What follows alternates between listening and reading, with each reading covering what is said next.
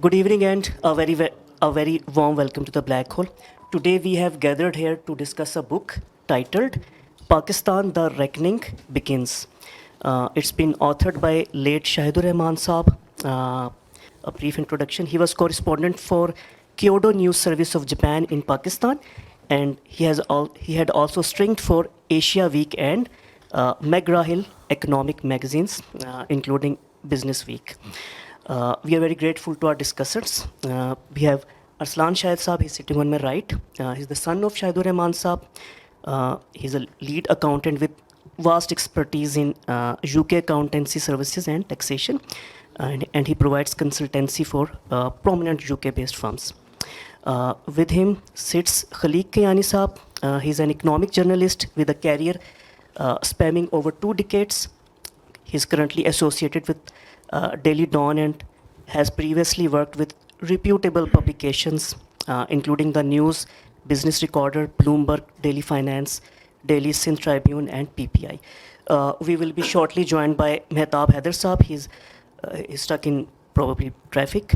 Mehtab Haider is senior staff reporter affiliated with the News International. He possesses experience of over 26 years, mainly covering macroeconomic and developmental issues. Today's session will be moderated by Dr. Nazir Mahmood. He's writer, author, columnist, educator, social and political commentator. Before we start this session, please do us a favor and turn your cell phones to silent mode. And later, when the house is open for Q&A, just raise your hand and speak only after having this microphone in your hand. So, ladies and gentlemen, without further ado, let's start this session. Thank you. जो पीछे बैठे हैं अगर आगे आ जाएं तो बेहतर है। अच्छा दोस्तों, अब प्रोग्राम का आगाज़ करते हैं। आमतौर पे हम अपना प्रोग्राम ठीक 6:15 बजे शुरू कर देते हैं, लेकिन आज हमारे एक स्पीकर को देर हो गई। उन्होंने कहा 2 मिनट में आ रहे हैं, उस 2 मिनट को भी 10 मिनट हो चुके हैं। खैर बहरहाल हम प्रोग्राम का आगाज़ करते हैं। आज के प्रोग्राम का बुनियादी मकासद 2 हैं। एक तो ये कि शाहिदुर रहमान शाहिद भाई जिनको हम कहा करते थे, उनके बारे में गुफ्तगू करनी है और उनकी किताबों के बारे में गुफ्तगू करनी है, और ख़ास तौर पर उनकी एक किताब जो आखिरी किताब है उसके बारे में बात करनी है। शाहिद भाई से मेरा अपना ताल्लुक़ कोई 10-12 साल का था। मैं जब 2005 में यहाँ इस्लामाबाद मुंतकिल हुआ तो उसके कुछ अरसे बाद ज़ियाउद्दीन साहब के ज़रिए, ज़ियाउद्दीन साहब मेरे डॉन में कुलीग भी रहे। जब मैं डॉन कराची में हुआ करता था तो उस ज़माने में वो हमारे कुलीग थे, उनसे बहुत अच्छा ताल्लुक़ था। तो उनके थ्रू मेरी शाहिद साहब से मुलाकात हुई, और फिर जब भी अक्सर प्रेस क्लब में और मुख्तलिफ़ जगहों पे उनसे मुलाकातें रहीं। फिर बाद में हमने जब एक जर्नलिस्ट फोरम शुरू किया प्रेस क्लब में तो वहाँ उनसे मुलाकातें रहीं, और जब भी मुलाकात हुई तो उनसे बहुत कुछ हमें सीखने का मौका मिला। शाहिद भाई की जो चंद 1-2 बातें जो मुझे बहुत अच्छी लगी, मैं वो आप लोगों से शेयर करना चाहूँगा। वो एक आम ऐसे सहाफ़ी नहीं थे कि जो एक ही जैसा काम ज़िंदगी भर करते रहें। हमने ये देखा है कि जो बहुत से एक्टिविस्ट होते हैं वो ज़िंदगी भर एक्टिविस्ट ही रहते हैं, जो रिपोर्टर होते हैं वो ज़िंदगी भर रिपोर्टर ही रहते हैं, लेकिन बहुत कम ऐसे लोग होते हैं जो एक्टिविज़म से या रिपोर्टिंग से ग्रेजुएट करके आगे इंटेलेक्चुअल काम की तरफ चले जाते हैं। तो शाहिदुर रहमान साहब ने जो काम किया वो सिर्फ रिपोर्टिंग का काम नहीं था। उन्होंने ऐसा काम छोड़ा है जिसकी मिसाल मुझे पाकिस्तान की जो सहाफ़ती तारीख़ है उसमें बहुत कम ऐसी मिसालें हैं कि जिन्होंने माशी रिपोर्टिंग की हो, इकनॉमिक रिपोर्टिंग की हो, और उस रिपोर्टिंग के साथ साथ उन्होंने 3 ऐसी सॉलिड किताबें छोड़ी हों कि जो न सिर्फ सहाफ़ियों के लिए बल्कि तलबा और तालिबात के लिए और असातिज़ा के लिए, उन सब के लिए कारआमद हैं। और इसकी अहमियत का मैं इसलिए भी एतराफ़ करता हूँ कि आम तौर पे जो हमारे यहाँ मईशत पढ़ाई जाती है, इकनॉमिक्स पढ़ाई जाती है, उसमें थ्योरी ज़्यादा पढ़ाई जाती हैं, लेकिन पाकिस्तान की अपनी मईशत के बारे में लोगों को नहीं पता होता।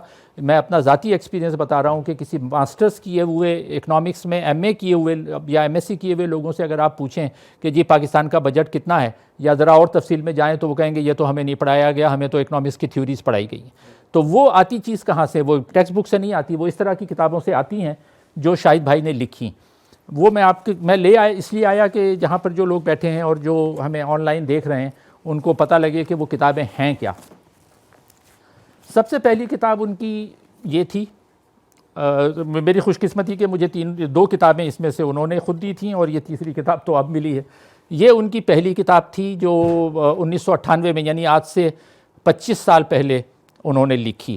میں تھوڑے اس کے کنٹینٹ کے بارے میں آپ کو بعد میں بتاؤں گا, لیکن in itself it is a very very good book, who owns Pakistan. اس کے بعد ان کی دوسری کتاب آئی پاکستان ساورینٹی لاسٹ. یہ ان کی دوسری کتاب تھی. اس میں انہوں نے یہ بتایا, یہ پوری پاکستان کی معاشی تاریخ بھی ہے اور اس میں جو چیزیں انہوں نے دی ہیں وہ پاکستان کی معاشی تاریخ پر کتابیں ویسے بہت کم لکھی گئی ہیں. ایک تو اکبر زیدی کی ہے ایشوز ان پاکستان اکانومی, اس کے علاوہ ایک دو چیزیں اور ملتی ہیں لیکن ہے نہیں. یہ انہوں نے پوری پاکستان کی معاشی تاریخ جو ہے اور کس طرح پاکستان نے اپنی اکنامک ساورنٹی کو لوز کیا, معاشی اپنے اقتدار کو چھوڑا, وہ اس کتاب میں انہوں نے بیان کیا ہے. اور تیسری کتاب جس پر ہم آج زیادہ بات کریں گے وہ ان کی یہ تیسری کتاب ہے. اس کا زیادہ فوکس جو ہے وہ پاکستان میں جو تیل مافیا ہے, آئل اینڈ گیس کی جو مافیا ہے, اور کس طرح سے انہوں نے اس ملک کو لوٹا ہے اور کس طرح سے فائدے حاصل کیے ہیں اور کس طرح سے خود فائدے حاصل کر کے جو نقصانات تھے, جو لاسز تھے, جو خسارہ تھا, وہ کس طرح عام عوام جو کنزیومر ہے, جو صارفین ہیں, ان تک منتقل کیا گیا. تو یہ ان کی 3 میجر کتابیں ہیں. اگر شاہد بھائی رہتے تو اور بہت سا کام کر سکتے تھے, لیکن اب ہم کیا کریں کہ پچھلے چند سال میں ہم نے بہت بڑے بڑے لوگ گنوائے ہیں, جس میں خود ضیاء الدین صاحب ہیں, آئی رحمان صاحب ہیں, ہماری صحافت کے جو ستارے تھے, سلیم آسمی صاحب تھے جن سے ہم سیکھا کرتے تھے, وہ سب چلے گئے, جا رہے ہیں کہ کر کے.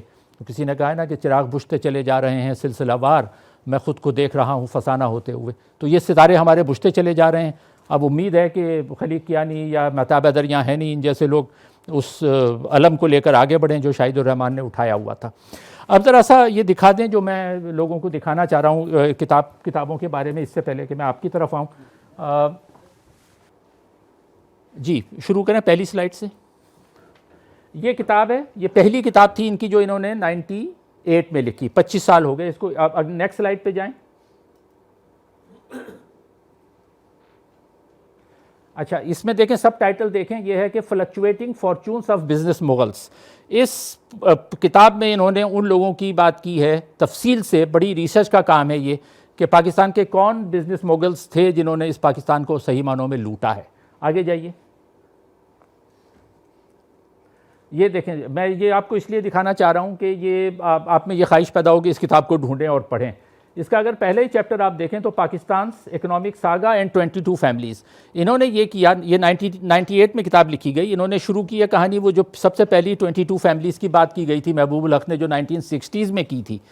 تو انہوں نے 1960s میں جو 22 فیملیز تھیں انہوں نے ملک کو کیسے لوٹا اس کے بارے میں تفصیل بتلائی ہے. پھر اس کے بعد تقریباً 20 سال بعد یعنی 80s میں کون سی مزید وہ پرانی فیملیز ریپلیس ہو گئیں, اور اس میں مزید تفصیل سے ذکر کیا ہے کہ کس طرح سے وہ پرانا جو 22 فیملی کا کانسیپٹ تھا. دلچسپ بات انہوں نے یہ بتائی ہے کہ وہ جو 22 فیملیز تھیں شروع میں 50s اور 60s میں, ان 22 میں سے 17-18 جو تھیں وہ کراچی بیس تھیں, اور اس میں زیادہ تر جو ہے وہ میمن تھے. میمن اور اسماعیلی فیملیز اس میں زیادہ تھیں, جیسے آدم جی, باوانی, ولی کا اور داؤد اور پورے سارے نام ہیں ان میں. تو وہ 18 کے قریب جو تھے وہ کراچی بیسڈ میمن اور اسماعیلی تھے. لیکن اس کے بعد پھر یہ ہوا کہ ودن 10 اور 20 ایئر سارا وہ صورتحال تبدیل ہوتی ہے, اور پھر نئے مغل جو آتے ہیں 80s کے بعد, وہ جنرل ضیاء الحق کے دور میں, وہ پھر چنیوٹی اور لاہوری برادریاں کیسے ٹیک اوور کرتی ہیں. تھورولی ریسرچ بک, بہت تفصیل اس میں دی گئی ہے جو کسی اور کتاب میں نہیں ملتی.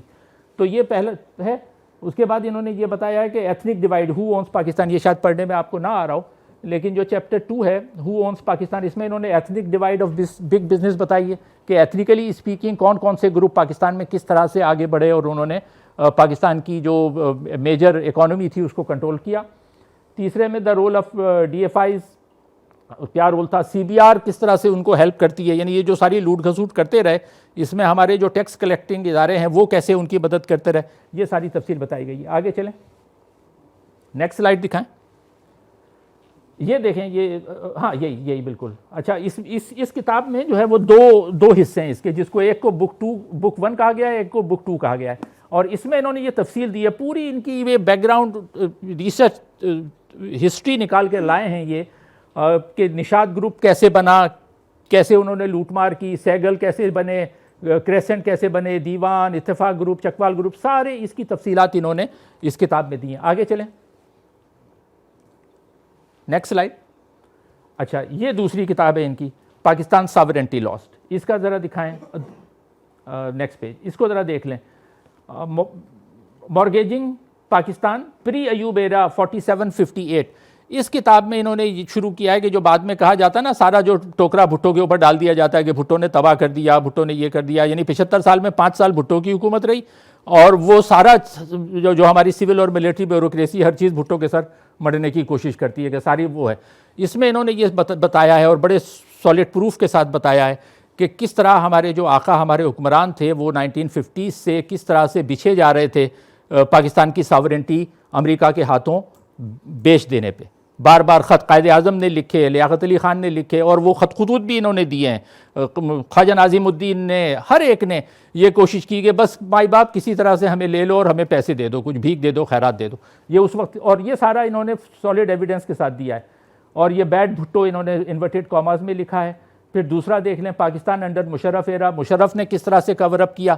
مشرف پہلا تھا, انہوں نے یہ بتلایا ہے, کہ جس نے اتنے بڑے پیمانے پہ جو ہے فرسٹ فگرز اپنے کور اپ کرنے کی کوشش کی, اور جو قرضے لیے جا رہے تھے اس کی تفصیل اکنامک سروے سے ہٹا دی. یعنی اس سے پہلے اکنامک سروے میں تفصیل دی جاتی تھی, لیکن مشرف نے جو ہے اس کو مینیپولیٹ کرنا پہلی مرتبہ شروع کیا. وہ اس کتاب میں بتایا گیا ہے. اگلا پیج دکھا دیں. اور انٹرسٹنگلی اس کی لانچ جو ہے پرائم منسٹر سیکریٹ اس میں ہوئی تھی, ہاؤس میں. ہاں, وہ بھی انہوں نے تفصیل دیا ہے, وہ بھی انہوں نے تفصیل دی ہے کہ کس طرح سے وہ آرگیومنٹ ان کا شوکت عزیز وغیرہ کے, شوکت عزیز صاحب کے ساتھ چلا. اچھا, یہ بھی اسی کتاب میں سے لیا گیا. یہ میں آپ کو اس لیے دکھا رہا ہوں کہ یہ ان چہروں کو, یعنی جن کو وہ جن کے کرتوت ہیں, جو خبیث لوگ جنہوں نے اس ملک پر حکومت کی ہے, ان میں سے کون تھے بڑے بڑے لوگ جنہوں نے طویل عرصے تک پاکستان کو نقصان پہنچایا.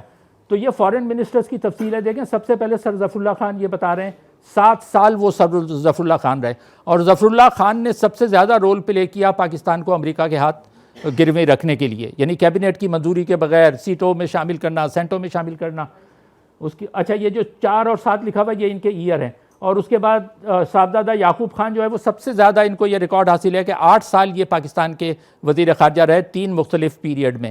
پہلے ضیاء الحق کے دور میں 5 سال, اس کے بعد پھر 3 سال, اور اس کے بعد پھر مزید کیئر ٹیکر کے طور پہ بھی. تو یہ ہے. نیکسٹ پہ جائیے. یہ فارن منسٹرز کا ہے کہ سوری فائنانس منسٹرز. شروع میں غلام محمد, تو بیوروکریسی کے جو لوگ تھے جنہوں نے یہ سارا کھیلا پاکستان کے ساتھ. آگے جائیے. یہ اب میں تفصیل میں نہیں جا رہا, لیکن یہ میں دکھا صرف اس لیے رہا ہوں کہ یہ کتاب کہیں سے آپ کو مل جائے تو it's a very very good source. اور اگر شاہد بھائی یہ کام نہ کرتے تو شاید ہمارے پاس اتنی کنڈینسڈ جگہوں پہ یہ ہمیں کتاب تفصیل نہ ملتی. مہتاب بھائی آ گئے آپ. ہمیں شروع کرنا پڑا پروگرام کیونکہ آپ کے 2 منٹ جو ہیں 15 منٹ پہ چلے گئے. اچھا, چلیں نیکسٹ پہ جائیے. ہاں سوری, 1 منٹ یہاں رک جائیں, 1 منٹ, یہ امپورٹنٹ چیز ہے. اس میں یہ بتایا گیا ہے کہ ایکسٹرنل ڈیٹ جو پاکستان کا تھا وہ کس طرح سے ایکیومولیٹ ہوا ہے. پہلے 11 سال ایوب خان تک صرف 300 ملین کا قرضہ تھا, صرف 300 ملین کا. اور 58 سے 71 تک, یعنی جو فوجیوں کی حکومت تھی, جو یہ کہتے ہیں کہ ایوب خان کی بڑی شاندار پیریڈ اور ڈیکیڈ آف ڈیولپمنٹ, وہ 300 ملین کا جو قرضہ تھا وہ ایوب 71 تک وہ 5100 5100 تک پہنچ گیا. تو وہ سارا ڈیولپمنٹ جو ساری باتیں کی جاتی ہیں کہ اکنامکلی اسٹرانگ تھا, وہ سارا انہوں نے پروف کیا ہے. اور ساری تفصیلیں. آگے جائیے. Next slide. یہ تفصیلیں آپ دیکھ لیجئے گا. اور آگے چلیں. بس ٹھیک ہے, میرا خیال ہے کافی ہے. تو یہ اس بریف بیک گراؤنڈ کے بعد میں اپنے اسپیکرز کی طرف آتا ہوں. اور سب سے پہلے جیسے میں نے کہا کہ ہماری گفتگو کا مقصد شاہد بھائی کو یاد بھی کرنا ہے, اور ہم چاہیں گے کہ کچھ ان کی ذاتی یادیں بھی ہم تازہ کریں ان کی شخصیت کے متعلق, ان کے کام کے متعلق. تو سب سے پہلے میں گزارش کروں گا ان کے صاحبزادے ارسلان, جنہوں نے یہ کتاب تیار کرنے میں بنیادی کردار ادا کیا. Arslan, over to you. یہ بند کر دیں. Sir, thank you for the detailed and an excellent introduction of the author. Firstly, I would like to thank you and the management of Black Hole for organizing this, on behalf of my family, for organizing this event. Just one thing, ایک جو books is author of 4 books. Second book اب miss کر گئے, ایک nuclear کے اوپر book لکھی تھی, long road to Chagai, was publish in 1999. It was a best seller. اس کے خیر ایشوز ہوئے, ایسے صرف ایک ایڈیشن اس کا چھپ سکا, اس کے بعد وہ پریس بند ہو گئی ہیں. ہم دوسرے ہمارے ایک نا پبلیکیشنز کے ساتھ ایک ہسٹری ہے, اس کو ذرا قریب کر لیں. جی ہاں, تو وہ کتاب آپ مجھے دیں گے. جی ڈیفینیٹلی. تو وہ بڑی بیسٹ سیلر ہے, ابھی تک وہ بڑی اس کی ڈیمانڈ رہتی ہے. کوئی نہ کوئی PAEC سے, KRL سے کوئی نہ کوئی کال آتی ہے, وہ اس بک کا پوچھتے رہتے ہیں. ہم فوٹو کاپیز ابھی تک ہم کو دے رہے ہیں. تو لیکن نہیں, وہ ڈیفینیٹلی ہم ان کو یہ پرنٹ کریں گے, کیونکہ ابھی کسی اویلیبل نہیں ہے مارکیٹ میں. آن لائن آپ کو پائریٹیڈ کہیں نہ کہیں مل جاتی ہیں. تو لیکن تھینک یو. فرسٹلی میں آپ کا اسپیشلی کمنگ دس بک میں سب سے پہلے تو تھینک یو مہتاب صاحب اینڈ خلیق صاحب آپ کا, کہ آپ نے آج اس پینل میں آئے. ایم شور آپ کے بڑا بزی ٹائم ہے اور آپ نے نکالا آج اس پینل ڈسکشن کے لیے.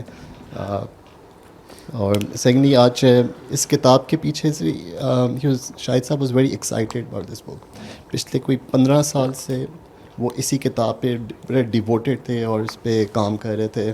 And he was really looking forward to the publication.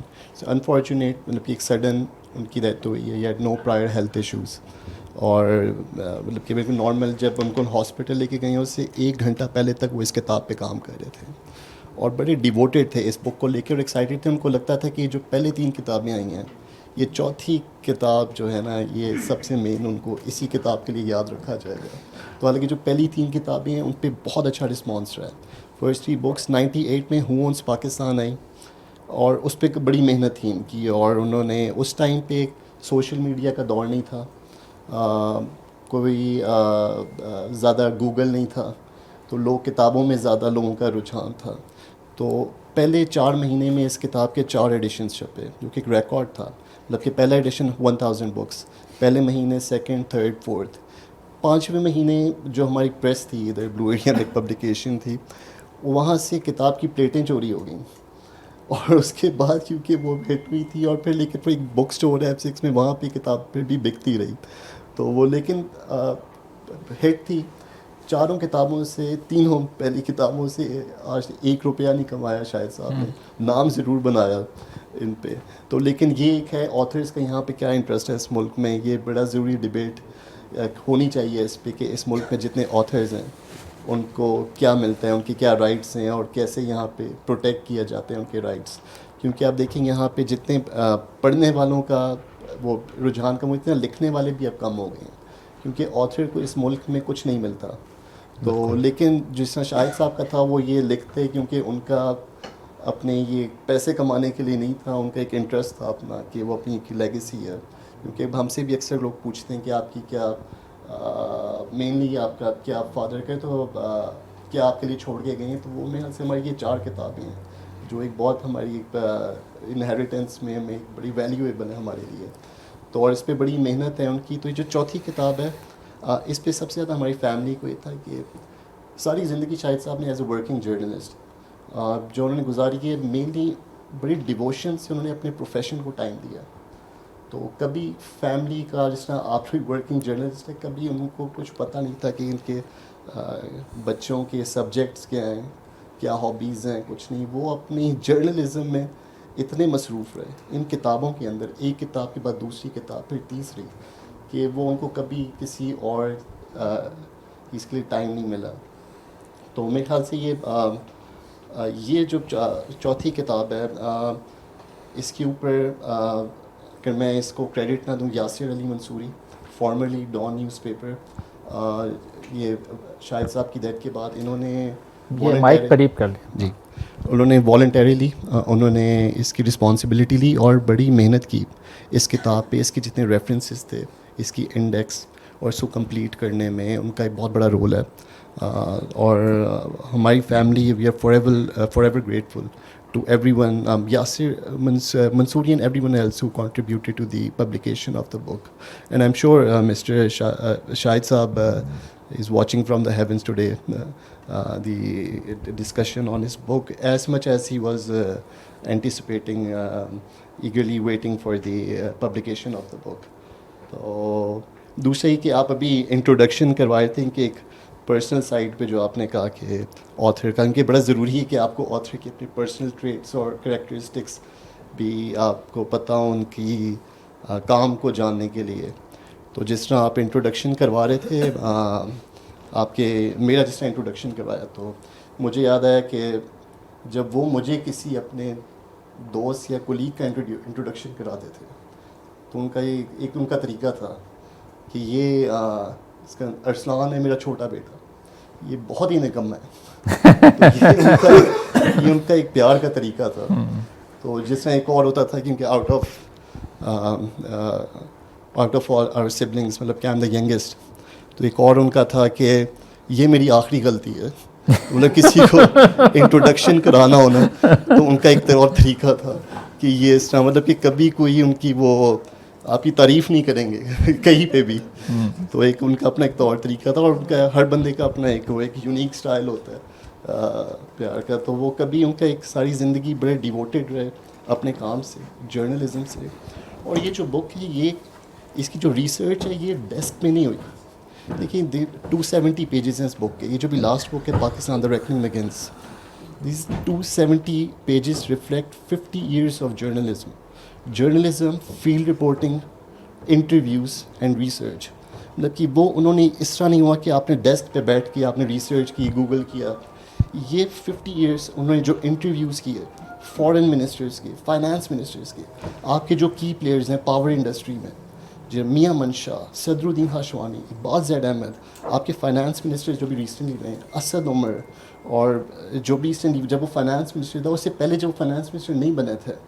اس کے علاوہ آپ کے جتنے بیوروکریٹس ہیں، آپ کے جتنے یہاں پہ اب ایون جو انٹرویوز اب آپ ہیں of and on the record interviews, بہت سی چیزیں یہاں پہ تھیں. ہم نے اس کی سورسز ڈھونڈنے کی کوشش کی، ہمیں پتہ چلا اس کی ریکارڈنگز ہیں.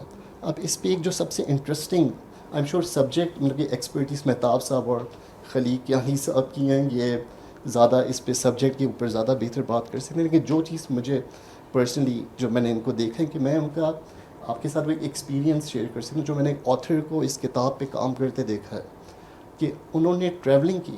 جس نے ایک اس پہ ایک چیپٹر ہے نیوکلیئر پہ. اب نیوکلیئر پہ ان کی بڑا ایک نیوکلیئر ایسا سبجیکٹ ہے، ہر کسی کی اس پہ ایکسپرٹیز نہیں ہے، جبکہ ہر کسی کو سمجھ نہیں ہے. پاکستان کا نیوکلیئر پروگرام شاید صاحب کی فنگر ٹپس پہ تھا.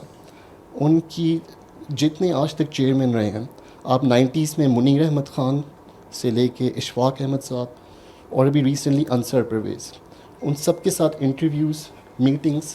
پاکستان نیوکلیئر پروگرام میں جتنے بھی آپ کے سائنٹسٹ رہے ہیں سب کو وہ پرسنلی جانتے تھے، پرسنلی ان کے انٹرویوز لیے.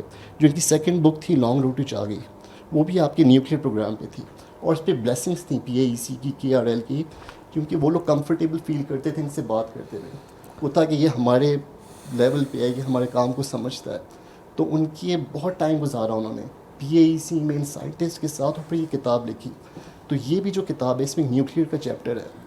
وہ ایک نیوکلیئر کا چیپٹر اس طرح نہیں ہے کہ آپ نے ایک ڈیسک پر ریسرچ کی، اس پہ ایک بڑی لمبی کہانی ہے. اس میں ہمارے فارمر فارن منسٹر تھے آغا شاہی صاحب، جن کا بہت کم لوگوں کو نام تو ہوگا. ان کا ایک انٹرویو ہے 1-1.5 گھنٹے کا، میرے پاس کی ریکارڈنگ ہے، تو وہ کیسٹ پہ ریکارڈڈ ہے. تو وہ شاہد صاحب کہتے ہیں جو بھی کام ان کا تھا، وہ انٹرویوز بہت کرتے تھے، ٹریول کرتے تھے. ابھی کراچی میں نیوکلیئر پاور پلانٹ 2 یونٹ بنے ہیں اس کے نیوکلیئر پاور پلانٹ کے 1100 میگا واٹس کے.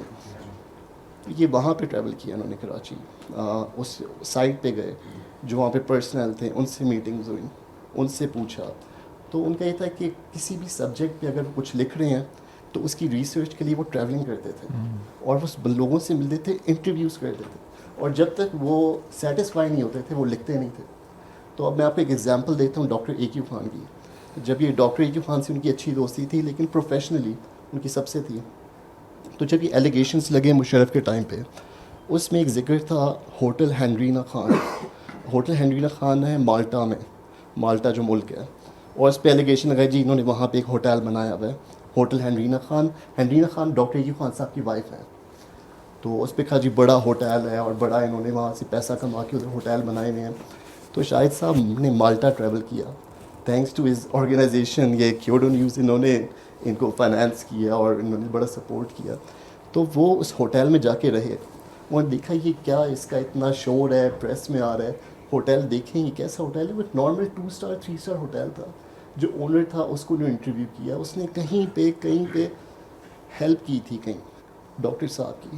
تو ڈاکٹر صاحب اوبلائج تھے, تو اس نے, اور ڈاکٹر صاحب کی کیا ہیلپ کی تھی ہماری کام کے سلسلے میں. جو اونر تھا وہ کوئی گائیڈ ہوتا تھا, ٹورسٹ گائیڈ, تو انہوں نے اس کے اگینسٹ, کیونکہ وہ اوبلائج تھے, تو انہوں نے اس کو پرسنلی لوگوں سے فنڈ کراتے رہے اور اس کو پیسے دیے کہ تم گائیڈ ہو, تم ہوٹل بناؤ. تو وہ 2 اسٹار ہوٹل تھا, لیکن اس کا پریس میں اتنا وہ چرچا تھا کہ دیکھو وہاں پہ ہوٹل بنایا ہے اپنی بیوی کے نام سے, اور وہ نام بھی اس نے گائیڈ نے خود رکھا تھا ان کے آنر میں کہ جی انہوں نے بڑی ہیلپ کی ہے. تو اس طرح تک شاید صاحب کوئی ویریفائی کرتے تھے فیکٹس. کچھ اس طرح نہیں ہے کہ آپ نے بس ڈیسک پہ بیٹھے کالز ملائیں اور اسٹوری کر دی. تو ان کو انٹرویوز بہت کیے ہیں, اور وہ انٹرویوز میں زیادہ وہ اسٹوریز نکالتے تھے. انہوں نے ٹریولنگ کی ہے, انٹرویوز کی ہے, ریسرچ کی ہے, اور کوئی پریس کانفرنس مس نہیں کی. آپ جو میرے آج سے وینسڈے کو تھرسڈے کو فارن منسٹری میں ہوتی ہیں پریس بریفنگس, مائک قریب رکھیں, pre budget session finance ministry میں, جتنے بھی یہاں پہ پریس کانفرنسز ہیں کبھی بھی کوئی مس نہیں کی انہوں نے. اور جتنے آج تک فائنانس منسٹرز رہے ہیں, فارن منسٹرز رہے ہیں, انٹرویوز کیے ہیں, لکھا ہے ان کے بارے میں اور نوٹ کیا ہے ہر چیز. تو مینلی یہ کہ, اور باقی ساتھ میں آئی ایم شیور جو بک کا سبجیکٹ ہے یہ ہماری جو انٹرسٹ جو ہماری فیملی کا اس میں یہ تھا کہ دیکھیں ایک بندے نے جس نے اپنی ساری زندگی اس کام پہ لگا دی, تو میں تھا کہ یہ لوگوں کو پتہ ہونا چاہیے, ان پہ یہ چیز باہر پھیلنی چاہیے. اب اس کتاب کے اوپر تو بڑی محنت کی ہے. تو مطلب کیا ہوتا ہے کہ کچھ ان کو کچھ پتہ نہیں تھا. اب جب ہم کو ہاسپٹل لے جائے تھے 1 گھنٹہ پہلے تک اس کتاب پہ کام کر رہے تھے, اور ایک کمپلیشن تھی. یہ کتاب بالکل کمپلیٹ ہو گئی تھی, اور وہ بس پریس سے بات کرنی تھی. تو اور یہ انفارچونیٹلی ان کا یہ بس ٹریجک کہ وہ ان کو جلدی جانا پڑا. کوئی پرائر ہیلتھ ایشوز نہیں تھے, کبھی کوئی بیماری نہیں ہوئی, کچھ بھی نہیں. بس وہ ہاسپٹل ڈاکٹر صاحب سے بات کرتے ہوئے بس کارڈیک اریسٹ ہوا ہے, اور 2 سیکنڈس میں ڈاکٹر صاحب نے ہمیں کہا کہ جی بس یہ چلے گئے. تو لیکن یہ کتاب جو ہے اس پہ بہت محنت ہے, اور ہمارا ایز اے فیملی انٹرسٹ یہ ہے کہ اس کی بس ریکگنیشن ہو, لوگوں کو پتہ چلے کہ پاور سیکٹر میں کیا ہو رہا ہے, آپ کے بجلی کے بل کیوں زیادہ آ رہے ہیں, آپ سے گیس کے بل کیوں زیادہ آ رہے ہیں, پروونسز کے ساتھ کیا ہو رہا ہے. اور اسپیشلی یہاں پہ اس میں ایک چیپٹر ہے 18th امینڈمنٹ پہ. آج کل 18 امینڈمنٹ کو رول بیک کرنے کی بات ہو رہی ہے. انہوں نے 2020 میں لکھا تھا کہ یہ بہت خطرناک ہوگا ملک کے لیے اگر یہ رول بیک ہوا, اور اس پہ پوری ان کی ایک انالیسز ہے اور بیک گراؤنڈ ہے. اور گیس کے اوپر LPG LNG آپ کی جو آئل لابیز ہیں پھر بڑا ڈیٹیل ان کی ریسرچ ہے. اور ریسرچ جو ہے وہ بیسکلی ان کی پرائمری ریسرچ ہے, جس میں انہوں نے وزٹ کیے ہیں, انٹرویوز کیے ہیں, اور ان کے جو اپنا 50 ایئرس ایکسپیرینس ہے. صرف لاسٹلی میں ایک کوئی اگزامپل دے دوں اس کی, تربیلا ڈیم کی. جب تربیلا ڈیم بن رہا تھا وہ خود بتاتے تھے, ذکر کرتے تھے, تربیلا ڈیم بن رہا تھے, مارننگ نیوز میں تھے, ایک سے پبلک سرکاری اخبار تھا. تو ان کے ایڈیٹر نے ان کی ڈیوٹی لگائی تھی کہ تم نے یہ تربیلا ڈیم بن رہا ہے, اس کو اب تم نے کور کرنا ہے کہ جب تک یہ کمپلیٹ ہو. یہ بہت بڑا پروجیکٹ تھا. تو اس کا وہ ذکر کرتے تھے کہ ایک انجینئر تھے, جو ان کا ٹاپ انجینئر جو اس کو لک فارورڈ کرتے, کوئی فارنر تھا. تو جب یہ کمپلیشن پہ آ رہا تھا پروگرام, اور یہ وزٹ کرتے تھے, اس کو انٹرویوز کرتے رہتے, پتہ کرتے تھے کیا ہو رہا ہے, کیسے چل رہا ہے کام. تو تربیلا ڈیم کی انوگریشن سے 1 ہفتہ پہلے اس نے سوئسائڈ کر لی. اور یہ والد صاحب نے کئی دفعہ اس کا ذکر کیا, کیونکہ ان کو تھا کہ بڑا قابل بندہ تھا, اس کو نہیں کرنی, کیونکہ اس کو لگا تھا کہ کوئی بڑا بلنڈر ہو گیا ہے اور یہ نہ تربیلا ڈیم کامیاب نہیں ہوگا, یا انوگریشن کے ٹائم اس کا سکسیزفل نہیں ہوگا. تو اس نے دل برداشت ہو کہ 1 ہفتہ پہلے ہی کر لیا تھا, لیکن ایسا نہیں ہوا. تربیلا ڈیم آج بھی بڑا اچھا آپ سے ٹھیک چل رہا ہے, لیکن وہ انجینئرس کے مائنڈ میں کچھ چل رہا ہوگا. تو مطلب کہ انرجی پہ ان کی گرپ اتنی ہے کہ اس ٹائم سے وہ انرجی کور کر رہے تھے پاور سیکٹر, کہ تربیلا سے لے کے نیوکلیئر اور گیس فیلڈس. کوئی بک تھی صاحب کے کزنس کو اس نے انٹرویو کیا انہوں نے, تو ان کی بڑی گرپ تھی اس سبجیکٹ کے اوپر. تو مین ہمارا مقصد اس کتاب کے ساتھ یہ کہ لوگوں کو تک یہ ساری ریسرچ پہنچے ٹھیک. اور نالج ان لوگوں کو پتہ چلے کہ اس ٹھیک. ملک میں انرجی سیکٹر میں کیا ہوتا ہے. ٹھیک. Thank you. Thank thank you. You بہت. اپنے ایک تو یہ بات آپ نے جو کہی کہ بڑی انٹرسٹنگ بھی ہے کہ وہ ان کا سینس آف ہیومر بہت اچھا تھا. جیسے وہ کہا کہ جب انٹروڈیوس کراتے تھے تو وہ جب ہم بھی کہیں بیٹھتے تھے پریس کلب میں یا ادھر ادھر تو وہ کوئی نہ کوئی ایسی بات ضرور کہہ دیتے تھے کہ جس سے لوگوں کے چہروں پہ مسکراہٹ آ جائے. میں نے کبھی بھی ان کو جو یعنی اسٹریس کی حالت میں نہیں دیکھا. عام طور پہ بڑا حشاش بشاش چہرہ لے کر وہ گھومتے تھے. یعنی وہ جن سے مل کے وہ کہا نا کہ جن سے مل کر زندگی سے عشق ہو جائے وہ لوگ, تو وہ یہ ان لوگوں میں سے تھے کہ جن سے ملتے تھے تو ہمیں لگتا تھا کہ نہیں ہی واز اوزنگ لائف, ان سے زندگی نکلتی تھی, پھوٹتی تھی. ان کے ساتھ بیٹھتے تھے تو ہم اپنے آپ کو مزید توانا فیل کرتے تھے. اور ظاہر ہے آپ نے جیسے کہا کہ جتنی ریسرچ تھی وہ میں نے پہلے بھی کہا اور میں بات پھر دہراؤں گا کہ عام طور پہ رپورٹر پوری زندگی رپورٹنگ کرتے ہیں لیکن وہ کوئی ایسا سالڈ کام نہیں کر پاتے. لیکن انہوں نے یہ جیسے ضمیر نیازی صاحب نے کام کیا تھا نا کہ وہ نوٹس رکھتے تھے اپنے, اور اس کے بعد جو انہوں نے کتابیں نکالیں, بے شک پیسہ نہ ملے اور پیسہ ان کا مقصد بھی نہیں ہوتا. اصل چیز یہ ہوتی ہے, اور نام کمانا بھی مقصد نہیں ہوتا. اصل مقصد یہ ہوتا ہے کہ جو پوسٹیریٹی کے لیے, آنے والی نسلوں کے لیے جو چیزیں چھوڑ کے جا رہے ہیں, جو کام یہ کر گئے وہ کوئی اور نہیں کرتا, جو کام ضمیر نیازی صاحب کر گئے وہ نہ کرتے تو شاید کوئی اور نہ کرتا. تو اگر ہم میں سے بہت سے لوگ یہی سوچنا شروع کر دیں کہ یار جو کام میں کر سکتا ہوں میں نے نہیں کیا تو شاید کوئی بھی نہ کرے, تو ہم شاید بہت سی اچھی چیزیں لکھنے میں کامیاب ہو جائیں. تو خلیق کیانی صاحب آپ کا ان سے تعلق بھی رہا, لیکن میں زیادہ چاہوں گا کہ اب آپ کتاب پہ, کیونکہ ان کی شخصیت کے بارے میں کافی بات ہو گئی ہے, تو اگر آپ کتاب کے بارے میں بات کریں تو زیادہ بہتر ہوگا. ویسے آپ جو مناسب سمجھیں. جی بسم اللہ الرحمن الرحیم. فرینکلی فیلنگ ہمبل کہ جی. اچھا اب یہ آپ ہٹانا نہیں ہے یہاں سے کیونکہ یہ آن لائن جاتا ہے, آن لائن آواز نہیں پہنچتی. بالکل. کہ میں شاہد صاحب کے بارے میں گفتگو کر رہا ہوں. شاہد صاحب سے ایک طویل عرصے تک ہماری ملاقاتیں رہیں, فیلڈ میں ان سے ملاقات ہوتی تھی. جو اس کتاب کے اوپر کام کرتے ہوئے ایک دفعہ ان سے, یعنی جو پہلی اس کے اوپر مجھے لگتا ہے کہ وہ اس کے اوپر کام کر رہے تھے, اس دن وہ شاید اپنا ہاشوانی صاحب کو مل کے آ رہے تھے, اور اس دن میری یہ خبر چھپی تھی ڈان میں جس میں میں نے لکھا تھا کہ جی کوئی 2-3 فیلڈ تھے جو ان کو ٹرانسفر ہو رہے تھے without following rules and regulations اور سم تھنگ لائک دیٹ. تو وہ صبح وہ خبر چھپی, وہ اس کے اوپر سائننگ نہیں ہو پائی.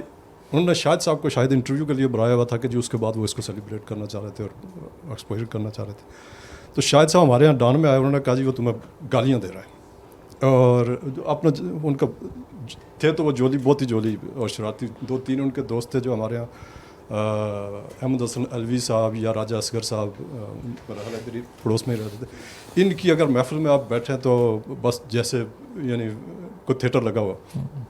تو انہوں نے کہا جی تمہیں بڑا برا بلا کہہ رہا ہے وہ.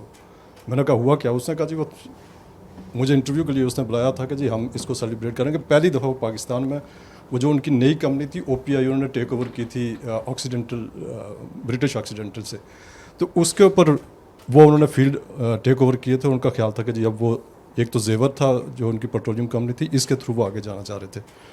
تو اس دن عبداللہ یوسف صاحب تھے سیکٹری پیٹرولیم, جنہوں نے جب وہ خبر پڑی پہلے تو وہ ان کو سپورٹ کر رہے تھے, لیکن جب وہ خبر چھپ گئی تو انہوں نے پھر بیک آؤٹ کر دیا. انہوں نے کہا جی اس پوزیشن میں تو ہم سائن نہیں کر سکتے. انہوں نے کہا جی وہ تمہیں چھوڑے گا نہیں, تیرے پیچھے جائے گا. میں نے کہا کیا کرے گا, میرے پاس تو ساری ایویڈنس ہے. انہوں نے کہا لیکن وہ تمہیں کورٹ میں گھسیٹے گا, اور ایگزیکٹلی وہی ہوا.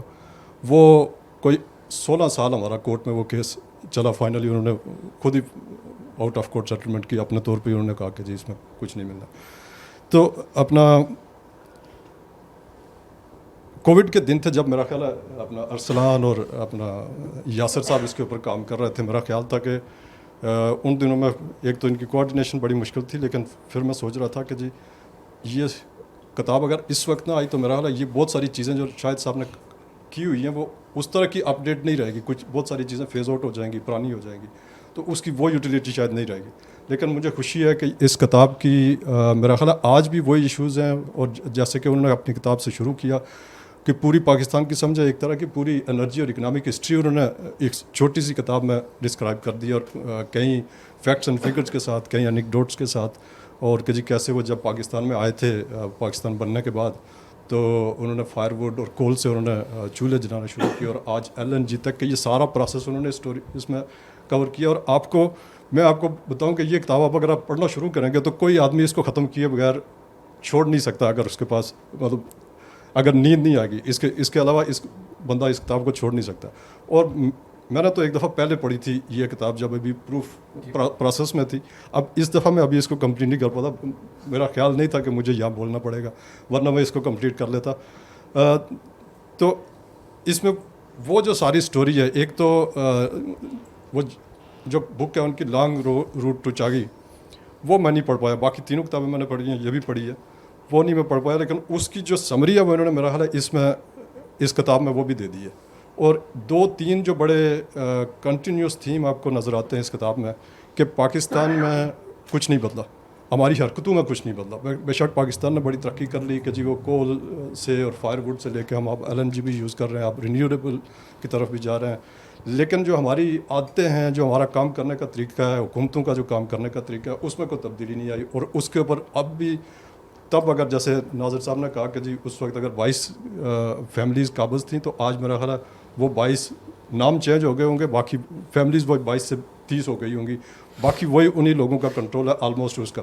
اور اس کتاب اسی وجہ سے شاید ہو آنس پاکستان میں بھی وہ صدر نے اشفانی کا ذکر کرتے ہیں, منشا صاحب کا ذکر کرتے ہیں, اور داؤد کا ذکر کرتے ہیں. اس میں بھی ان تینوں لوگوں کے انٹرویوز ہیں. منشا صاحب کا بھی انٹرویو ہے, صدر الدین اشفانی کا بھی انٹرویو ہے, اور اقبال زیڈ احمد کا بھی ہے. یعنی جو پاور سیکٹر میں اور انرجی سیکٹر میں جو مین کریکٹر اس وقت بھی پلے کر رہے ہیں, وہ ساروں کے بارے میں آپ کو اس سٹوری میں مل جاتا ہے تقریباً. اور میرا خیال ہے کہ جو بگٹی صاحب کے بارے میں انہوں نے ذکر کیا, میرا خیال ہے یہ پبلک نالج میں یہ چیزیں نہیں ہیں. ہو سکتا ہے لوگوں کی مطلب وہ جو سینا گزٹ ہے اس میں چلتی ہیں, لیکن بک شیپ میں کسی ڈاکومنٹری ایویڈنس کے ساتھ انہوں نے پہلی دفعہ اس کتاب میں لکھا کہ کیسے ان کو فورس کیا گیا پہاڑوں پہ اوپر جانے کے لیے, اور پھر جب مشرف صاحب نے ان کو اس کیو میں جب اٹیک ہوا وہیں پہ مارے گئے, تو اس کے بعد بینظیر بھٹو نے جب یہ کہا کہ جی اب اس کے اوپر انہوں نے چونکہ شاید اسٹڈی کیا تھا ساؤتھ افریقن جو کیس تھا اپارتھائڈ کا, تو انہوں نے کہا جی ہم بھی ایک ٹروتھ اینڈ ریکنسلیشن کونسل بناتے ہیں, اور اس میں جو فورموسٹ چیز ہے وہ ہم یہ ہے کہ بلوچستان کی جو قوم ہے اس سے پبلک اپالوجی کریں آن دی کلنگ آف سردار بگٹی. لیکن اس کے بعد وہ تو بات ان کی کسی نے نہ مانی. اپنا بینظیر بھٹو کے ساتھ خود میرا خیال ان کے ساتھ وہی کام ہوا جو بگٹی صاحب کے ساتھ ہوا. تو یہ بڑا انفارچونیٹ مطلب اس قسم کی سٹوریز ہیں. دوسرا ایک جو کنٹینیوس تھیم ہے کہ جی 85 میں ہم نے IMF کا سفر شروع کیا, اور ہر پروگرام میں ہم نے یعنی جو اس وقت جو بھی فائنانس منسٹر ہوگا یا پرائم منسٹر ہوگا اس نے کہا کہ جی this will be our last IMF program. Unfortunately آج تک وہ لاسٹ پروگرام نہیں ہوا, اور تھوڑی سی چینج صرف یہ آئی ہے میرا خیال ہے کہ پہلے جب ایک پروگرام کمپلیٹ ہوتا تھا تب لوگ کہہ رہے ہوتے تھے کہ جی ہم اگلا پروگرام نہیں لیں گے. اب سچویشن تھوڑی سی یہ چینج ہوئی ہے کہ اب ہمیں پتہ ہے کہ اگلا پروگرام پچھلے والا پروگرام کمپلیٹ ہونے سے پہلے ہمیں پتہ ہوتا ہے کہ اگلا پروگرام کے بغیر ہمارا گزارا نہیں ہے. یعنی ہماری جو اکنامک سوورینٹی, جیسے انہوں نے ایک کتاب پوری لکھتی تھی سوورینٹی لاسٹ, وہ سچویشن اس بک میں ایک نظر آتی ہے. اور پھر جو LNG کے ساتھ ہوا, ایک چیز جو انہوں نے بیان کی بڑی ڈسکشن کے ساتھ کہ جی بلوچستان کے ساتھ, نہ صرف بلوچستان کے ساتھ بلکہ کسی بھی صوبے کے ساتھ وہ انصاف نہیں ہوا. جو آرٹیکل 258 ہے یا 172(3) ہے کہ جس کے تحت پروونسز کو ملنا تھا, ان کے رائلٹیز ملنی تھیں, شیئرز ملنے تھے, اور جو اس میں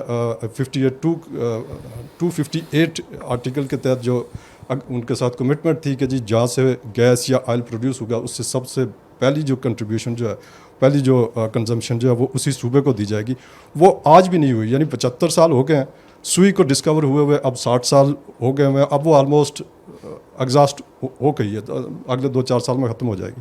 بلوچستان کو آج تک اس کا شیئر نہیں ملا. اور اسی طرح باقی صوبوں کے ساتھ آج بھی مطلب سندھ کے ساتھ, سندھ کو بھی وہ شیئر, سندھ تقریباً اس وقت پروڈیوس کر رہا ہے 70% کے لگ بھگ گیس, اور جو اس کو کنزمپشن وہ لے رہا ہے وہ تقریباً 39-38% ہے. یعنی ابھی بھی وہ آدھے شیئر اس کو مل رہا ہے. اسی طرح بلوچستان میرا حال آج بھی اس کا جو شیئر ہے وہ 2-3% سے زیادہ نہیں ہے, حالانکہ پروڈکشن اس کی کافی 5-6-7% کے لگ بھگ. یہی صورتحال KP کے ساتھ ہے. اور پنجاب میں جہاں اس وقت کنزمپشن تقریباً 50% کے اوپر ہے, وہاں پروڈکشن تقریباً 2.5% ہے. تو اس آرٹیکل میں جو چینج آئی وہ صرف یہ آئی کہ جی ڈپینڈنگ ان کو دیا تو جائے گا, لیکن depending on the previous commitments अगर नहीं होगी, अब वो प्रीवियस कमिटमेंट्स जब तक कंप्लीट होंगी तब तक वो फील्ड एग्जॉस्ट हो चुके होते हैं। नई डिस्कवरीज जो आ रही हैं वो इतनी छोटी हैं कि जो वो आप उसके लोकल जो 2-4 किलोमीटर का एरिया है उसी में प्रोवाइड कर सकते हैं, नेशनल कंट्रीब्यूशन उसकी नहीं आ सकती। अच्छा, फिर जो उन्होंने बात की थी कि जी पूरे बलूचिस्तान में अभी तक, तब भी कह रहे थे और अभी भी कह रहे हैं कि जी बड़े रिसोर्सेज हैं, गैस के भी हैं, ऑयल के भी हैं। सुई के बाद हमने कोई बड़ी प्रोडक्शन नहीं ले सके, हालांकि जिन एक बड़ा फील्ड हो सकता है, उसमें रिज़र्व प्रूवन रिज़र्व भी हो चुके हुए हैं, और इसी तरह जो कोलू ब्लॉक है उसमें भी काम हो चुका हुआ है और उसमें भी बड़े प्रॉस्पेक्ट्स नज़र आते हैं। लेकिन अच्छा, और इसी तरह उच जो है, उच में भी वो प्रोडक्शन हम नहीं ले पाए सिवाय 2 पावर प्लांट्स के। हम पावर प्लांट्स लगा रहे हैं, पंजाब के सेंटर में कोल पावर प्रोजेक्ट्स लगा रहे हैं और उनको ट्रांसपोर्ट कर रहे हैं all the way from port. लेकिन वो जो गैस जहाँ ये याद रहे कि जो उच फील्ड के ऊपर जो पावर प्रोडक्शन है वो तकरीबन 2-2.5 रुपये है, और जो हम LNG आज प्रोड्यूस कर रहे हैं जिसके ऊपर वो तकरीबन 40 रुपीज़ इस रेंज में मूव करती है, 38-39 रुपीज़। अच्छा, सबसे बड़ी डायकॉटमी ये हुई कि हमने फ़ैसला तो ये किया कि हम LNG इंपोर्ट करेंगे टू रिप्लेस फर्नेस ऑयल। ये सारी उस किताब में लिखी हुई है कि उस फर्नेस ऑयल को रिप्लेस करने के लिए कि जो उसकी इन्वायरमेंटल इम्पैक्ट है और बहुत एक्सपेंसिव है और इसके ऊपर एक्सपोर्ट अपना फॉरेन एक्सचेंज लॉस बहुत है, उसको रिप्लेस करने के लिए हम LNG वो करेंगे, इंपोर्ट करेंगे, और उसके अलावा ये रिंग फेंस्ड होगा और किसी फील्ड में किसी और सेक्टर को इसके लिए फ़िलहाल नहीं देंगे। आज सूरत हाल ये है कि सबसे ज़्यादा कीमत LNG की है, जो पावर प्रोडक्शन है वो सबसे एक्सपेंसिव LNG के ऊपर है। फर्नेस ऑयल की प्रोडक्शन जो है वो तकरीबन 3-4 रुपये LNG के ऊपर जो बेस्ड जो पावर प्रोडक्शन है उससे कम है। लेकिन हमारी रिफाइनरीज आज भी बंद होती हैं, हर सर्दियों में बंद होती हैं कि जो उसका जो फर्नेस ऑयल है वो प्रोड्यूस ज़्यादा हो रही है, तो वो एक्सपोर्ट कर रहे हैं हम सस्ते रेट के ऊपर। हालांकि मेरा ख्याल है जो उनकी ट्रांसपोर्टेशन कास्ट है वही निकाल के अगर उनको हम ऑफ़र करें यहाँ से लेके यहाँ भी यूज़ हो सकता है। खैर, लेकिन LNG को अब वो रिंग फेंस हमने ख़त्म कर दिया। 4,000 रुपये का LNG का यूनिट है और तकरीबन 1,000-1,200 रुपये का जो डोमेस्टिक गैस का यूनिट है, हम वो डोमेस्टिक कंज्यूमर में भी दे रहे हैं। वो रिंग फेंस ख़त्म हो चुका हुआ है। अब जो डोमेस्टिक कंज्यूमर है वो भी वो प्राइस देगा आहिस्ता आहिस्ता, जो ग्रेजुअली जो इस दफ़ा जो टैरिफ की स्ट्रक्चर चेंज हुई है। तो मेरा ख्याल है कि और जो IMF का प्रोग्राम है वो आज भी उसी कंडीशन में मौजूद है कि जी हम अगली प्रोग्राम के ऊपर कंटिन्यू करेंगे, और जो कोल के प्रोजेक्ट हैं वो उसके ऊपर, हालांकि वो भी काफ़ी चीपर फ्यूल है, उनके ऊपर हम अभी काम नहीं कर पा रहे। और अब वो टाइम आ गया कि अब रिन्यूएबल्स जो हैं उनके ऊपर उस तरह से काम नहीं है जितना मेरा ख्याल पाकिस्तान को जितनी उसकी को ज़रूरत थी। जो सबसे काफ़ी कम्प्रीहेंसिवली उन्होंने कवर किया इसमें कि हाइड्रो पावर प्रोडक्शन की जो पोटेंशियल है, कोई 50 या 60,000 मेगावाट की हमारा पोटेंशियल है, हम आज तक मेरा ख्याल 10-12 हज़ार मेगावाट से ऊपर नहीं जा सके। और वो सारी यानी एक उसके बजाय हम फॉरेन एक्सचेंज लूज़ कर रहे हैं LNG की इंपोर्ट के ऊपर, फर्नेस ऑयल की इंपोर्ट के ऊपर, ऑयल एंड गैस के ऊपर। और ये सिचुएशन जो है वो उसी तरह चल रही है। ब्यूरोक्रेसी अपने आप को चेंज करने के लिए तैयार नहीं है, और इसी तरह जो दूसरे डिसीजन मेकर्स हैं, जो स्टेक होल्डर्स हैं, वो अपनी उस जो कंडीशंस हैं उनसे चेंज नहीं करना चाह रहे। और आपको इस किताब में कई दफ़ा वो नज़र आता है, वो एक लफ्ज़ बड़ा रिपीटेडली यूज़ करते हैं, निनकम्पू के।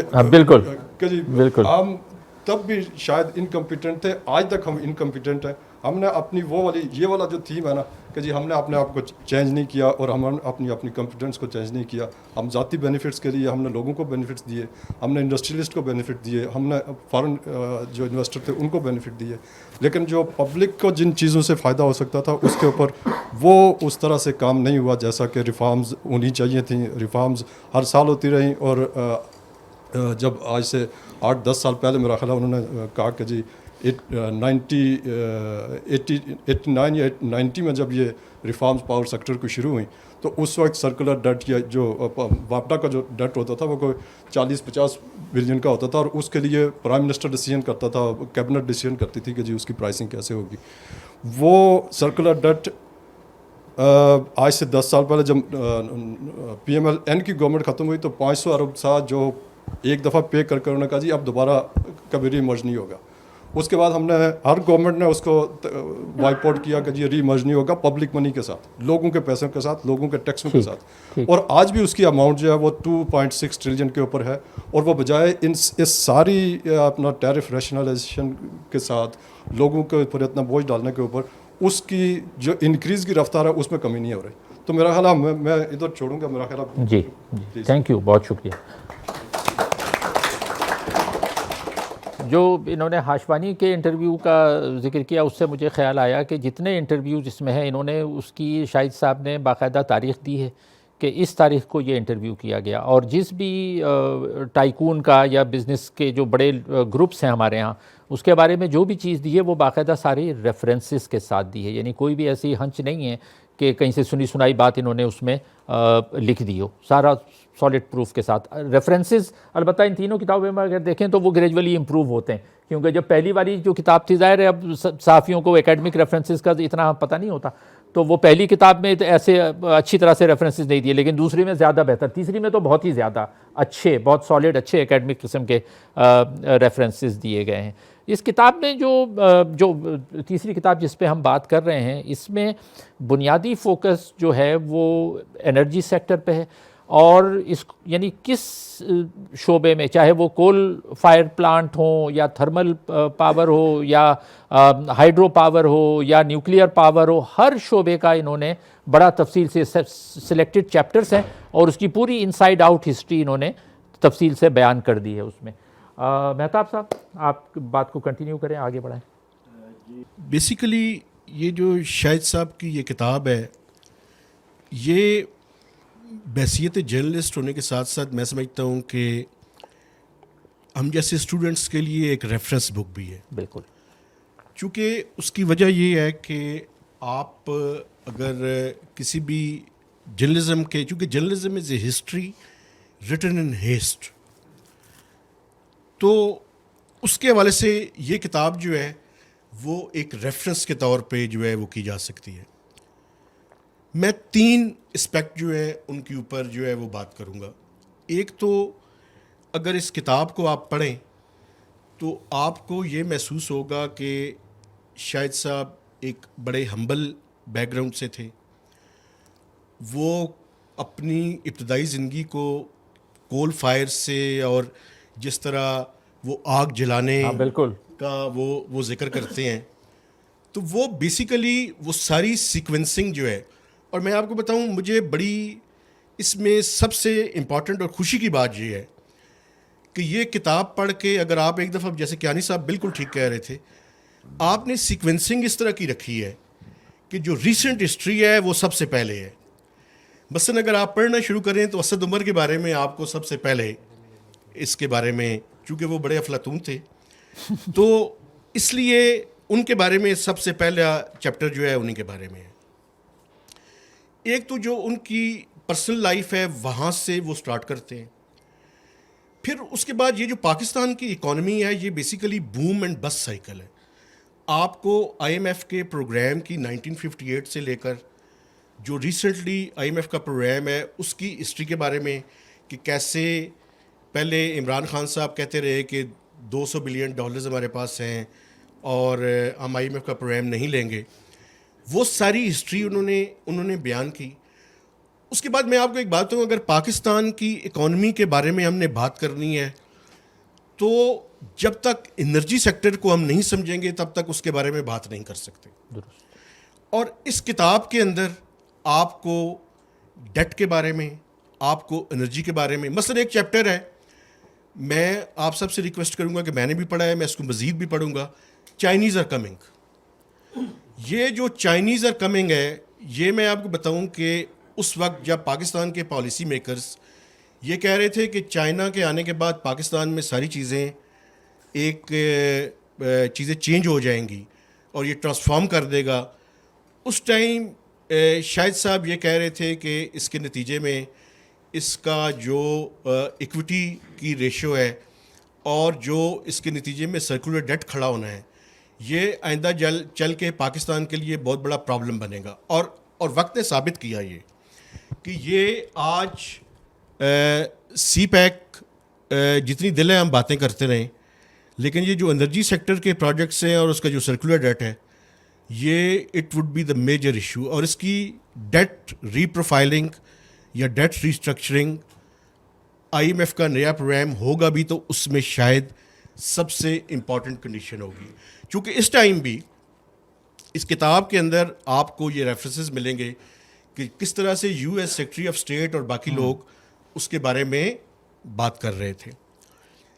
تیسرا میں سمجھتا ہوں جو اسپیکٹ اس کے اندر بڑا امپورٹنٹ لکھا ہے، یہ کتاب پڑھ کے آپ کو یہ بھی محسوس ہوگا کہ پاکستان میں ایلیٹ کیپچر موجود ہے، اور پاکستان کے جو پاور سیکٹر کے پلیئرز ہیں وہ پاکستان میں ایکچولی ریفلیکٹ کر رہے ہیں پوری کی پوری سوسائٹی کو، اور وہی ایلیٹس کے اندر شامل ہیں. اور وہ 3 انٹرویوز بھی اس کتاب کے اندر انہوں نے بڑی اس کے ساتھ انہوں نے ان کو بیان کیا ہوا ہے.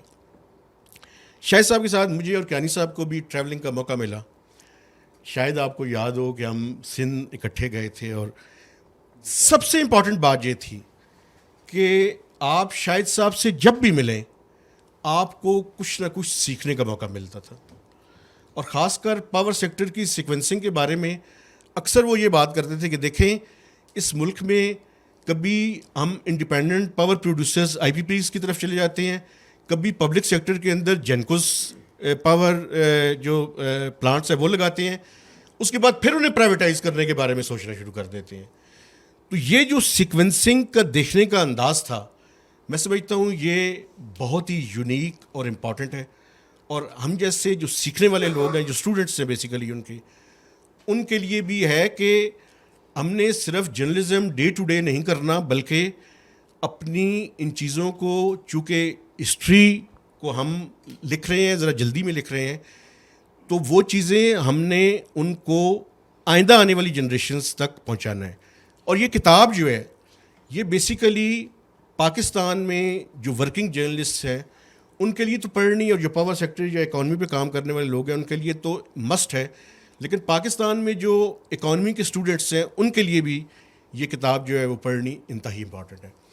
اچھا، جو تیسرا اسپیکٹ جس کے بارے میں بات کرنا چاہتا ہوں، اور وہ اس کتاب میں تو شامل نہیں ہے، لیکن ایک ایسی چیز ہے جو میں سمجھتا ہوں کہ اس کے بارے میں بھی ہمیں گفتگو کرنی چاہیے، اور وہ ہے ضیاء الدین صاحب اور شاہد صاحب اور ایک اور تھے جنہوں نے مل کے PFUG کی یونیفیکیشن کی راہ میں جو پرابلمز ہیں اس کے بارے میں کام کیا تھا. جی، اور اس کی جو رپورٹ ہے، اس رپورٹ کی جو فائنڈنگز ہیں وہ میں سمجھتا ہوں کہ بڑی امپورٹنٹ ہے. وہ وجہ یہ ہے کہ وہ یونیفیکیشن اس وجہ سے نہیں ہو سکتی کہ اس میں ویسٹڈ انٹرسٹ ہیں، پلاٹس اور ویسٹڈ انٹرسٹ. یہ شاہد صاحب اور ضیاء الدین صاحب اور رحیم اللہ یوسفزئی صاحب کو یہ میں سمجھتا ہوں خراج تحسین پیش کرنے کی ضرورت ہے کہ انہوں نے، ہم دوسروں کے بارے میں تو بہت باتیں کرتے ہیں لیکن ہم اپنے بارے میں بھی بات کرنے کا حوصلہ صحیح ہونا چاہیے، اور وہ حوصلہ انہوں نے دکھایا، اور ہم سب کو وہ مرر دکھایا جس مرر کے اندر ہماری اپنی بھی پرابلمز ہیں. اور وہ جو ویسٹڈ انٹرسٹ اور پلاٹس کی سیاست ہے وہ مجبور کرتی ہے کہ ہم اکٹھے نہیں ہو سکتے. تو شاہد صاحب ہمیشہ حق سچ کی بات کرتے تھے، تلخ بات کرتے تھے، اور اگر آپ اس کا آخری صفحہ اٹھائیں تو جس میں وہ ایک فوجی کو کوٹ کرتے ہیں اور کہتے ہیں کہ مسئلہ یہ ہے کہ ہم سارے نکمے لوگ ہیں.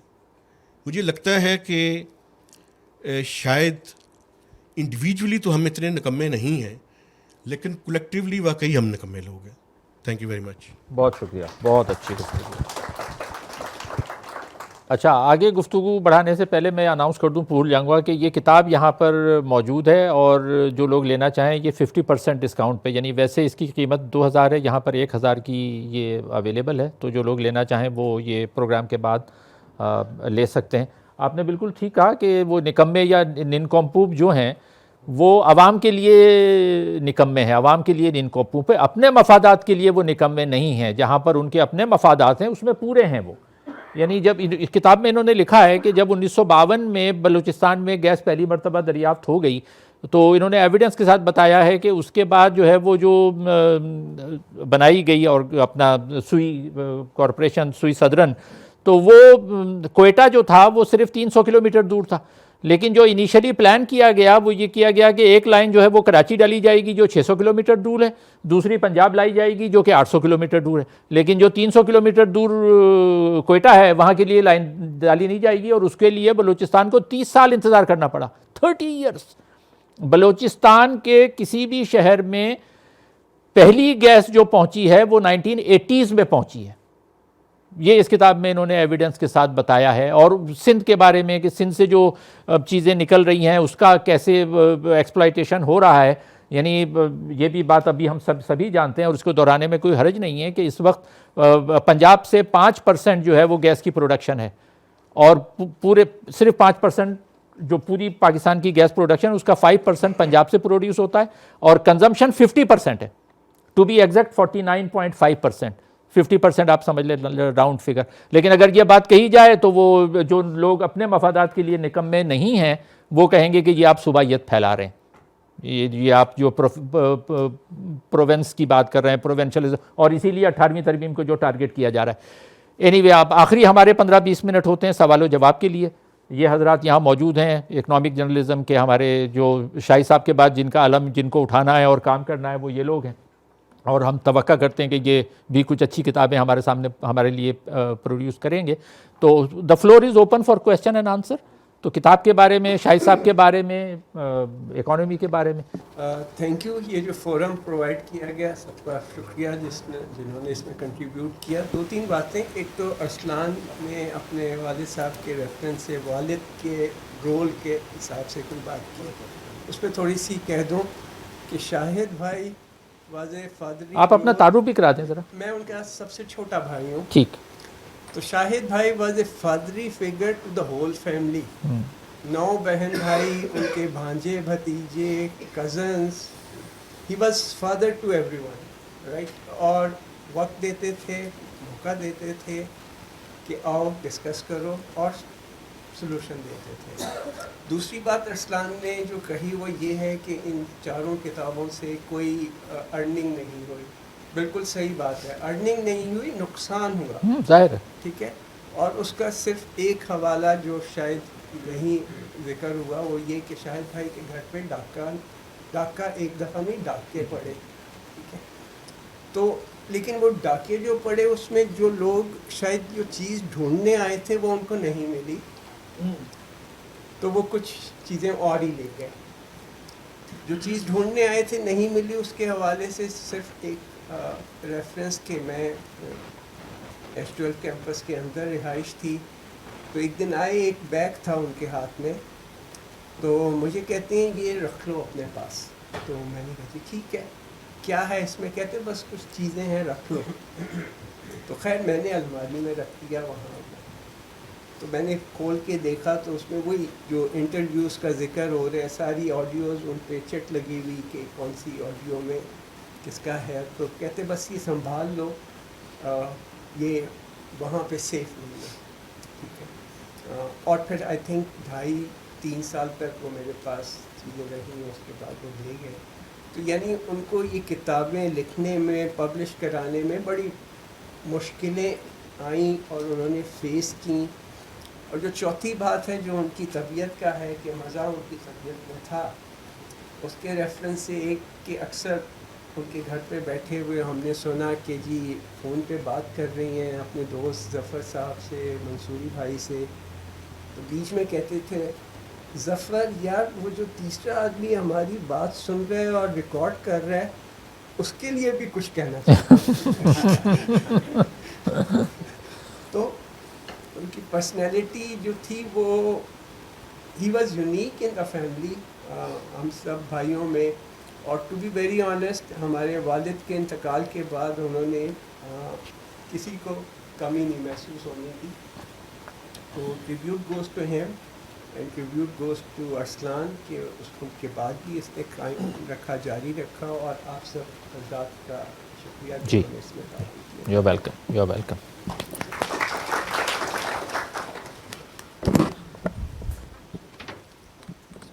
اس کے بعد پیچھے دے دیجیے گا, وہاں پیچھے بھی ہاتھ اٹھ رہے ہیں ایک دو. Thank you very much ji. I'm the second brother of Shahidur Rahman. Or whatever my brother has said, absolutely right, 100%. I mean, میں تو یہ کہوں گا کہ فادر کی ڈیتھ کے بعد انہوں نے he was the centre of gravity for us, یعنی he never let us feel کہ یہ ہمارے فادر ہی ہیز گون. ہر جگہ ہر موقع پہ he was there to help us, اور تمام بھائیوں اور بہنوں کے ساتھ. جہاں تک باقی چیزیں بچوں نے کی ہیں, لیکن ان کی سینس آف ہیومر کا میں definitely I would like to add something. جب جس طرح ابھی ارسلان بتا رہا تھا کہ جی تعارف کراتے تھے تو اس طرح کراتے تھے, تو میرا تعارف کرایا ایک دو دوستوں سے انہوں نے, اور کہا یہ میری family, he is the most married man in my family. اب وہ ایک دوست نے پوچھا کہ کیا مطلب ہے آپ کا, وہ کہتے بس یوں سمجھ لیں کہ یہ جب گھر سے نکلتا ہے تو دروازے پہ کھڑا ہو کے کہتا ہے کہ یا اللہ تیرا شکر ہے, اور جب یہ گھر میں داخل ہونے لگتا ہے تو کہتا ہے یا اللہ اپنی امان میں رکھنا. Really he was such a nice person. جب بھی میں ان کے پاس آتا تھا, جب بھی I mean whenever I was going down, when I wanted to share something with somebody, he was the person I always used. اور بلکہ ہوتا یہ تھا کہ کبھی کبھار یہ بھی ہوا کہ میں نے ایک بریک ڈال دی تو ان کا فون آ جاتا تھا, کدھر ہو بھائی, کافی دن ہو گئے. جب بھی پھر وہ ان سے جا کے ملیں, اشاج پشاج طبیعت کے ساتھ میں آتا تھا. آل دا وریز ہیڈ گون.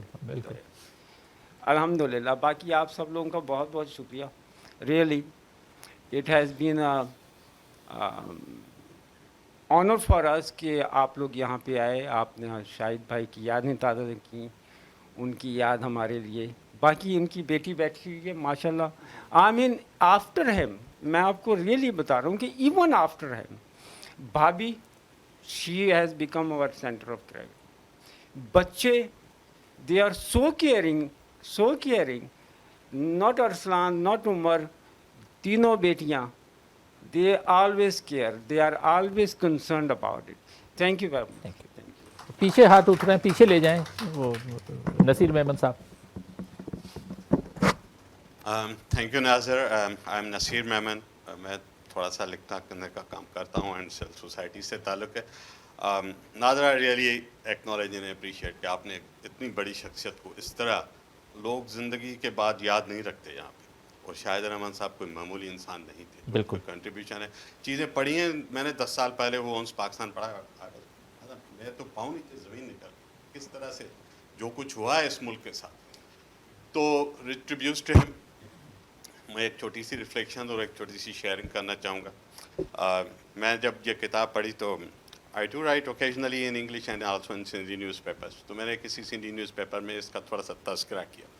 شاہد صاحب سے کہیں ایک ہی وہ ملاقات تھی, میں نے ان سے ایسے ہی سلام کر کے احترام کے ساتھ کہا, شاہد صاحب میں نے آپ کی اجازت کے بغیر یہ کام کیا کہ آپ کی کتاب کا کچھ حصہ میں نے اپنے آرٹیکل میں مینشن کیا. You know he was so generous. انہوں نے کہا کہ کاش کہ کوئی مری یہ کتابیں سندھی اردو میں چھاپ دے کہ پاکستان کے لوگوں تک پہنچ سکے. بالکل مجھے نہیں آتی تو میں نہیں لکھ سکا. تو اس کے بعد ان کے ساتھ ایک تعلق رہا. سر جو بات کی آپ نے کہ پاکستان کی اکانومی کے کرائسس کو سمجھنا ہے تو انرجی سے شاید آئی تھنک آپ نے بات کی, وہاں سے کہانی. میرا خیال ہے پاکستان کے فیڈریشن کے کرائسس کو سمجھنا ہے تو منرل اور انرجی سیکٹر کو سمجھنا پڑے گا. جنرلائز ہم کر دیتے ہیں صوبائیت کا. میں چونکہ I belong to Sindh province اور میں اس ملک کے شہری کی حیثیت میں اس پین کو ڈائریکٹلی فیل کرتا ہوں. تفصیل میں نہیں جاتا. بدین از the largest oil producing district of Pakistan for about now 40 years. جنہوں نے بدین دیکھا ہے, اور اگر نہیں دیکھا تو جا کے دیکھیے, وہ ہیومن ڈیولپمنٹ کے باٹم ڈسٹرکٹس میں ہے. تو ہم تو وہاں کہتے ہیں یہ ریسورس کرس ہے ہمارے لیے. تو بدین should have been a case study for those who want a real Pakistan, a real federation in Pakistan. کیوں بدین کا یہ حال ہے؟ اور یہ نہ کہیے گا کہ بدین میں وڈیرے ہیں. یہ کہانی ہم نے بہت سنی ہے کہ سندھ میں وڈیرے ہیں, کیونکہ چھوٹے وڈیروں کا نام لینا آسان ہے, بڑے وڈیروں کی بات ہو نہیں سکتی. تو چھوٹے وڈیرے ایسے نہیں پیدا ہوتے. लोगों की कोई लेजिटिमेसी नहीं है सिंध में वडेरा नाम के, मैं बता रहा हूँ, no Vadera exist at all. ये सिर्फ बड़े वडेरों की दस्त से शफकत है कि ये हम रोज़ एक नया चेहरा देख। बदीन लोअर सिंध जनरली अपने इकोनॉमिक एंड डेमोग्राफिक पैटर्न में किसी वडेरे का इलाका ही नहीं है, पढ़े लिखे मिडिल क्लास के लोगों का इलाका, और कोई एक सड़क चलने के काबिल वहाँ पे नहीं है। 40 ईयर से लार्जेस्ट ऑयल प्रोड्यूसिंग डिस्ट्रिक्ट है पाकिस्तान का, और बहुत सारी डिटेल्स है उसमें नहीं जाते, मैं इसमें सम अप करूँ। इससे अंदाज़ा लगाइए कि और छोड़े, मैंने एनर्जी सेक्टर पे थोड़ा सा मेरा काम है, मैं रहा हूँ इस सेक्टर में फॉर अ व्हाइल। तो एक मैंने सर्वे किया पाकिस्तान की एक leading oil and gas company का, जिसके हेडक्वार्टर में, जो सिंध में सारी प्रोडक्शन सिंध में, उसके हेडक्वार्टर में सिर्फ 5% भी सिंधी स्पीकिंग नहीं थे। तो फिर आप एक्सपेक्ट करें कि लोग फिर क्यों शिकायत करते हैं? आप उनको तसब्बे और असबियत के नाम देके you can't just dismiss that, there are hard realities unfortunately.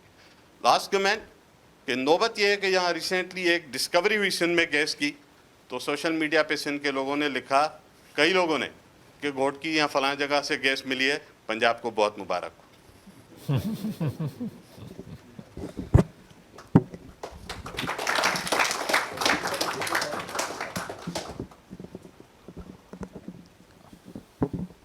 Ji sir, अस्सलाम वालेकुम। मेरा नाम मोहम्मद हसन है। मेरा बेसिकली सर ताल्लुक़ सिंध से, मैं यहाँ नमल में सहाफ़त की डिग्री कर रहा हूँ। सर मेरा मेहताब हैदर साहब से सवाल है कि भारत ने वो कौन से इक़दाम उठाए कि उनको IMF के पास ना जाना पड़ा, और पाकिस्तान ने बार बार कौन से नागवार इक़दाम उठाए जो उनके पास IMF के पास जाना पड़ा, और हर बार कह रहे थे कि ये हमारा आखिरी बार है। और सर वैल्यू इकोनॉमी के बारे में बताएं, और अयूब खान के दौर में इकोनॉमी अच्छी थी, हमें पढ़ाया जाता है यूनिवर्सिटीज़ में, बुक्स में पढ़ते हैं वो कौन से इक़दाम उठाए थे, वो पता चल जाता है, लेकिन आप अपने रोशन डालें।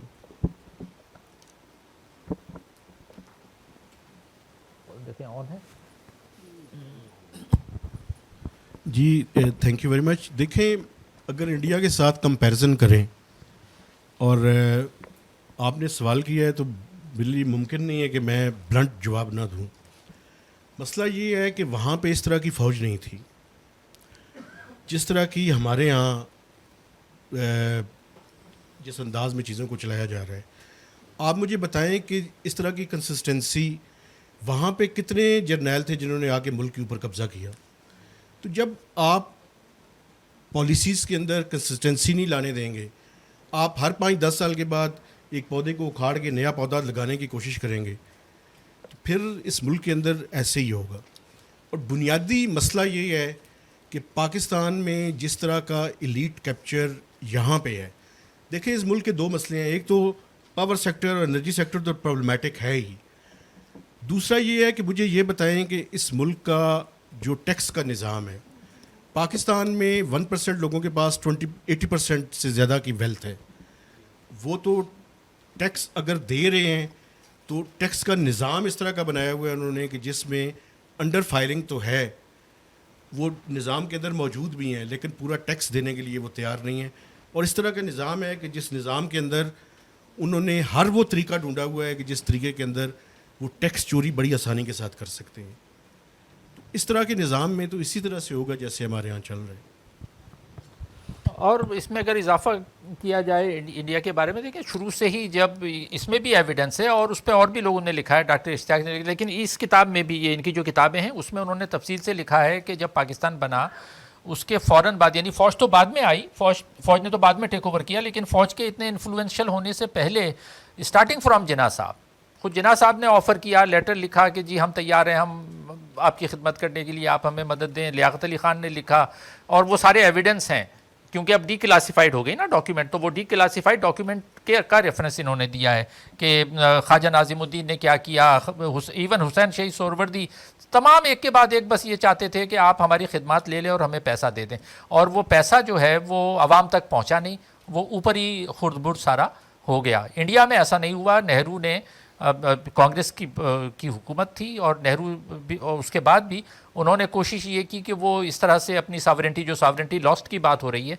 उन्होंने अपनी सावरेंटी को लूज़ नहीं होने दिया बड़ी हद तक। तो ये बुनियादी वजह। ये शकील चौधरी साहब जी, इस पे एक बड़ी अच्छी किताब है, वो PhD का थीसिस है वेंकट रामानी का, अमेरिकन रोल इन पाकिस्तान। जी जी, वो किताब भी आ चुकी है, किताब भी है। अच्छा, मेहताब साहब ये बताइएगा कि ट्रेड का क्या इशू है? हम चाइना के साथ तो हम फ्री ट्रेड करने के लिए तैयार हैं, इंडिया के साथ जब कहते हैं जी इंडिया हमारी मार्केट को गलट कर देगा, तो चाइना ने नहीं गलट किया, کیا فائدہ ہو سکتا تھا ہمیں انڈیا کے ساتھ ٹریڈ کا اور جو چائنا کے ساتھ نہیں ہوا؟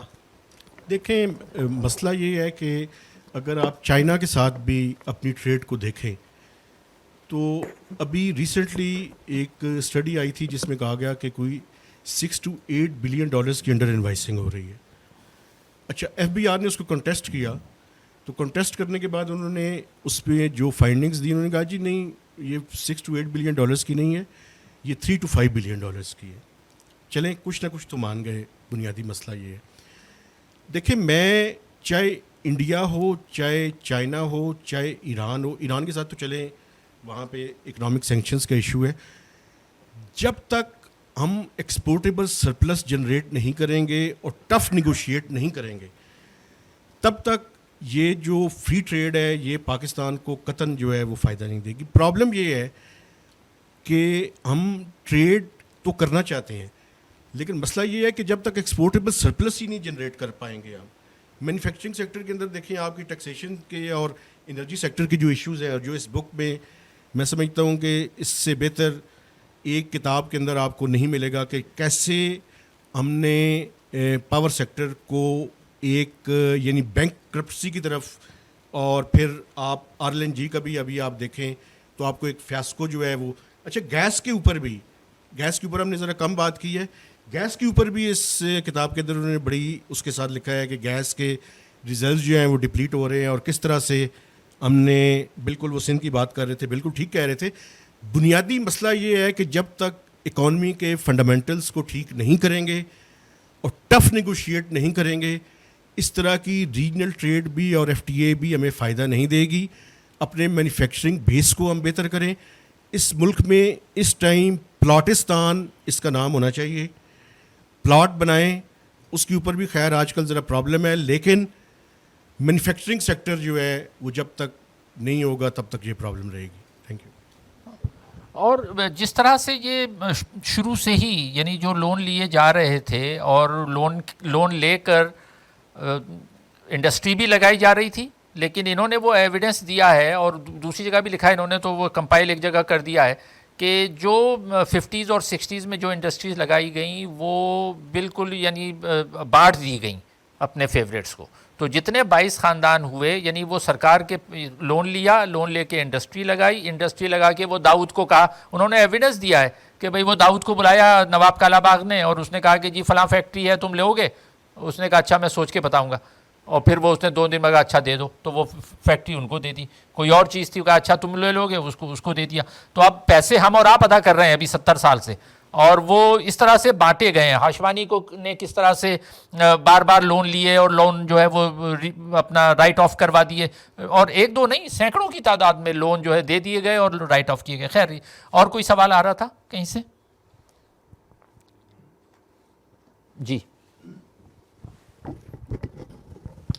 جی السلام علیکم. جی میں اپنے ایکسپیرینس کے مطابق بس بولوں گا. میں ایک لیمین ہوں, میں کوئی, آپ تعارف کرا دیں. جی میرا نام امجد وڑائچ ہے, میں ایک عام شہری ہوں. جی ٹھیک ہے, میرا کوئی بولا کیا کہتے ہیں کوئی نہیں لگا ہوا, نہ میں صافی ہوں نہ میں جنرل ہوں نہ کوئی چیز.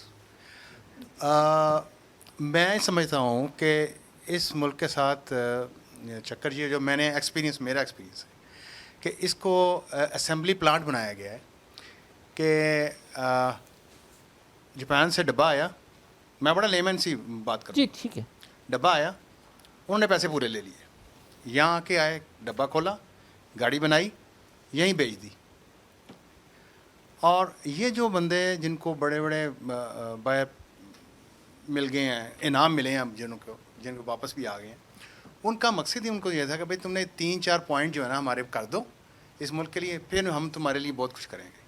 کیا تھا کہ آپ نے ڈیم نہیں بننے دینا, کیونکہ ڈیم جو ہے وہ معیشت کی ماں ہوتی ہے.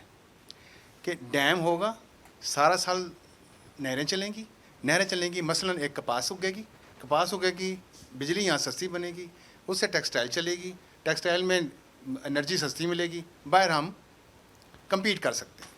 انہوں نے کہا ڈیم نہیں بنے گا, سب کچھ ختم ہو جائے گا, ماں ہی نہیں مطلب اس کی. دوسرا اس کے بعد کیا, یار آپ کو اے سی چاہیے, یار اے سی ہم باہر سے بھیج دیں گے, ڈبہ کھولو, اس کو کرو, اسمبل کرو, بھیج دو. اس سے پہلے ہماری قوم بھی تو ایسی ہے نا, وہ بھی نہیں اٹھتی. وہ بھی کہتے ہیں کہ یار یہاں پر مینوفیکچرنگ نہیں ہوتی, را مٹیریل نہیں بنا. میں سعودیہ میں رہا ہوں, کراچی سے ایک کمپنی تھی جو کہ اس کا پلاسٹک کا میٹیریل بناتی تھی, دانہ جسے کہتے ہیں. میں جدھر رہتا تھا یمبو میں, وہاں پر انڈسٹریل ایریا, وہاں پر ایک انہوں نے سیٹ اپ لگایا. سارا کراچی کا پورا سیٹ اپ ختم کر دیا گیا, پورا set up with managerial force وہاں گیا. انہوں نے ان کو ہائر کیا اور انہوں نے کمپنی چلا کے وہاں دی. کیا ہمیں پتہ چلا جی کہاں سے آئے ہیں, جی کراچی میں ایک پلانٹ تھا ختم کر دیا. یعنی اب ہم دانہ باہر سے منگواتے ہیں. آج پلاسٹک کا پائپ جو ہے وہ اتنے کا ہے, کل کتنے کا ہے, وہ بڑھتا جا رہا ہے. میرا مقصد کہنے کا یہ ہے کہ ہم خود, واقعی صحیح بات ہے, ہم نے خود اپنے آپ ایسے کیا ہے. ہم نے اس کو بنایا اسمبلی پلانٹ. یہ صرف اسمبلی ہوتی ہے اور یہاں کوئی را مٹیریل نہیں بن رہا. یہ ہم زرعی ملک ہونے کے باوجود دالیں بھی باہر سے آتی ہیں. ٹھیک ہے نا, مطلب ہم کچھ بھی نہیں کر سکتے. تو یہ میں کہہ رہا تھا کہ کب تک یہ چلے گا, لوگوں کو بتائیں کہ یار اسمبلی پلانٹ نہیں, را مٹیریل بھی یہاں بنانا ہے, سب کچھ ہے. Thank you. آپ کچھ کمنٹ کرنا چاہیں گے اس پہ خلیق صاحب؟ بالکل, جیسے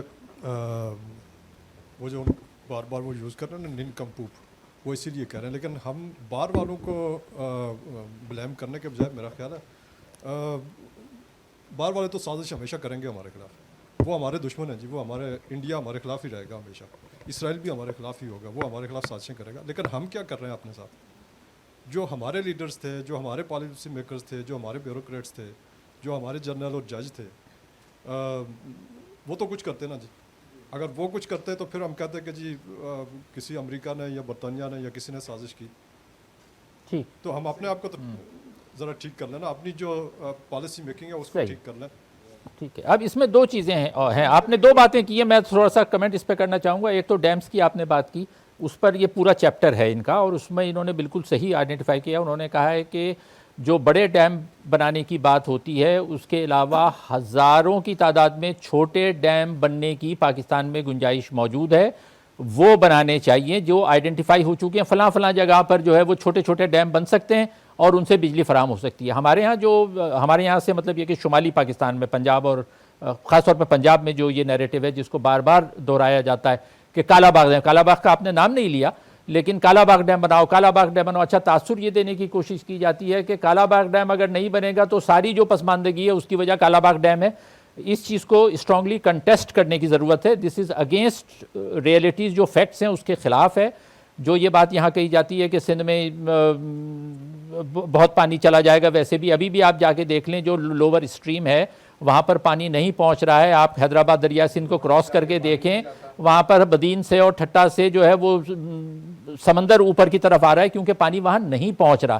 اس لیے کالا باغ ڈیم کو تو آپ بھول جائیں, اس لیے کہ یہ تینوں صوبے اس کو نہیں مانیں گے, اور اس کی سالڈ ریزن ہے. یہ صرف یہ صوبائیت کی بات نہیں ہے, یہ لوگ پاگل نہیں ہیں. کے پی کے لوگ جو کہتے ہیں کہ ہم نہیں بننے دیں گے, بلوچستان والے, یہاں پر یہ سمجھا جاتا ہے کہ جی باقی صوبے جو ہے پاکستان کے دشمن ہیں, ہم ہی پاکستانیت کے سب سے بڑے علمبردار ہیں. ایسا نہیں ہے. چھوٹے ڈیم ضرور بننے چاہیے لیکن کالا باغ ڈیم کی حمایت کسی طرح بھی نہیں کی جا سکتی, نمبر 1. دوسری بات آپ نے کہی کہ کراچی سے جو انڈسٹریل کمپلیکس جو ہے وہ وہاں چلا گیا, اس بات کو مکمل کرنا چاہیے. وہ مکمل یہ کرنا چاہیے کہ کراچی جو 70s تک کراچی جو ہب تھا, 80s میں وہاں پر MQM کس نے بنائی, کن لوگوں نے اس کی سپورٹ کی, کون لوگ تھے جو MQM کے بدماشوں کو کراچی میں لا کر ان سے بھتے دلوا رہے تھے, کس نے غوث علی شاہ کو استعمال کیا, کون کون سے بریگیڈیئر, میجر, کرنل وہاں پر کس علاقوں میں ذمہ دار تھے, کیسے وہ MQM کے لوگوں کو استعمال کر کے کراچی کی صنعتوں کو تباہ کر رہے تھے. بات کی جائے تو پوری کی جائے تو اس طرح سے وہ کراچی کا سرمایہ دار مجبور ہو گیا کہ وہاں سے. اب اس کے بعد کیا ہوا, 80s کے بعد Karachi is no more the industrial hub has shifted to Punjab now, which is all right. یعنی پنجاب, میں یہ نہیں کہہ رہا ہوں کہ پنجاب میں ترقی نہیں ہونی چاہیے, پنجاب میں پوری ترقی ہونی چاہیے, ہم اس کے پورے سپورٹ میں ہیں, پنجاب ہمارا ہے, لیکن not at the cost of other provinces. بنیادی بات یہ. اگر کوئی اور سوال نہیں ہے تو اس کو کنکلوڈ کرتے ہیں. اگر کوئی سوال, جو کہ ہیتھرو کے بعد دا موسٹ بزیسٹ جو ایئرپورٹ ہمارا تھا کراچی, مجھے یاد ہے کہ وہاں سے بنگالی جاتا تھا تو یہاں سے کنیکٹ ہو کے جاتا تھا, پھر فلپین جا رہا تھا وہ بھی یہاں سے ہو کے جا رہا تھا, بامبے جانا تھا یہاں سے ہو کے جاتا تھا. وہ انہوں نے کیا کیا کہ انہوں نے سارے ختم ہو گیا, ہماری ٹریفک بھی ختم ہو گئی. بالکل بالکل یہ بھی ایک یہ لے جو بول سکتے یہ ہیں لے نہیں وہ ایک تو آن لائن یہ جاتا ہے. ایک تو یہ رن آف دا ریور جو پروجیکٹس ہیں ان پہ کام کرنے کی ضرورت ہے. دوسرا جو امپورٹنٹ ہے، دیکھیں آپ سنگاپور کی مثال دیکھیں. سنگاپور ایک چھوٹا سا ملک ہے، 8 سے 10 ملین کے لگ بھگ ان کی پاپولیشن ہے، کوئی را مٹیریل پیدا نہیں ہوتا، $500 بلین کی ایکسپورٹس ہیں جی، 6 to 8 بلین کے درمیان. اب مجھے بتائیں آپ، پاکستان میں کوئی 240 ملین سے زیادہ ہم لوگ ہیں، بات سچ ہے لیکن آخر میں وہی وہ جو نکمے لوگوں والا معاملہ ہے نا، مجھ سمیت پرابلم ہے اس کے اندر. ایک آپ سے ریکویسٹ میں کرنا چاہتا ہوں جی سر، یہ کتاب جو ہے یہ ڈیزرو کرتی ہے کہ اس کتاب کا اردو میں ترجمہ کیا جائے تاکہ میکسیمم لوگوں تک ان کی یہ آواز جو ہے وہ پہنچائی جا سکے. بالکل. چونکہ میں خود بھی انگلش نیوز پیپر میں کام کرتا ہوں، ہم بھی لیڈس کے ریپریزنٹیٹیوز ہیں، تو جب تک عوام کی بات نہیں ہوگی تب تک جو ہے ان کی بات لوگوں تک نہیں پہنچ سکے گی. اس لیے ریکویسٹ ہے کہ یہ اس کی ٹرانسلیشن اردو میں ہونی چاہیے. بالکل بالکل. کوئی اور سوال ہے آخری ایک لے سکتے ہیں ورنہ پھر ہم اس کو کلوز کرتے ہیں. چلیں، thank you very much every one. آپ سب کے آنے کا بہت بہت شکریہ، اور امید ہے کہ شاہد صاحب کی جو لیگیسی ہے اس کو ہم لے کے آگے مزید بڑھائیں گے اور کوشش کریں گے کہ اس کے ترجمے بھی ہوں. مہتاب صاحب آپ کا، خلیق صاحب آپ کا، ارسلان اور سارے لوگوں کا بہت بہت شکریہ. Thank you very much.